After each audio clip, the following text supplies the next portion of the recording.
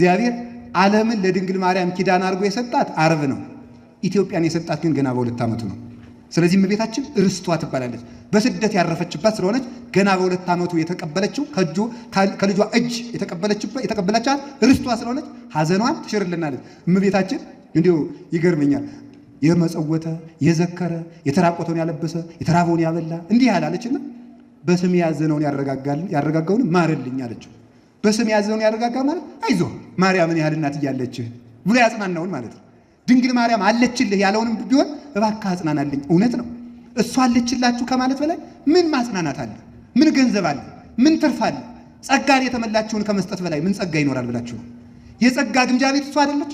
መዝገበ መድኃኒት፣ መዝገበ ረድኤት፣ መዝገበ ጸጋ፣ መዝገበ ፈውስ እሷ እኮ ናት። መዝገበ ትንሣኤ፣ መዝገበ ቁርባን ማርያም እኮ ናት።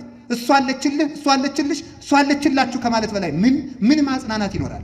በእናቱ እንዲያጽናናን እግዚአብሔር ቅዱስ ፈቃዱ ይሆንልን። ስለዚህ ሐዘናችን የተሻረባት የሐዘናችን ምንጭ ልብስ አጣን ብለን አናዝን። ቅድም እንደነገርኳችሁ ክርስቶስን ለብሰን የለምን? ይርበናል ብለን አናዝን። ልጇን አብልታን የለምን? ስደተኞች ብለን አናዝን። ርስት ከፍታልን የለምን? ተረገምን ብለን አናዝን። በረከትን ሰጥታን የለምን? እንሞታለን ብለን አንፈራ።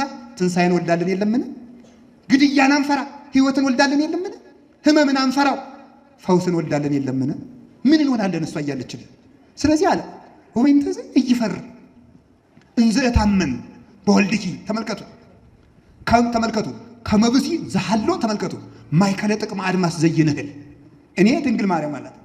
እኔ አባ ጊዮርጊስ ነው። ድንግል ማርያም እኔ አለ ባንቺ የምተማመነው በውቅያኖስና በጠፈር መካከል ካለው አድማስ ደንጊያ ከተጠጋ ሰው በላይ ያንቺን መጠጊያነት እመካበታለሁ። ለምን?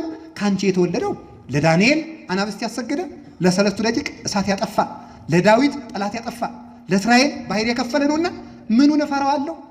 አውሬ እንዳያስፈራኝ የአናብስቱ ጌታ፣ እሳትን አልፈራ የእሳቱ ጌታ፣ ባህርን አልፈራት የባህር ፈጣሪ ካንቺ ማህፀን ተገኝቶልኝ ምን አይቼ ደነግጣለሁ ብሎ ይነገራል። ከማርያም የበለጠ በመካሄድ ስለዚህ አለ ሰማይ መጅ ቢሆን ምድር ወፍጮ ብትሆን መካከል ላይ አጣብቀው ቢፈጁኝ አንቺ ካለሽልኝ ምንም አልሆንም።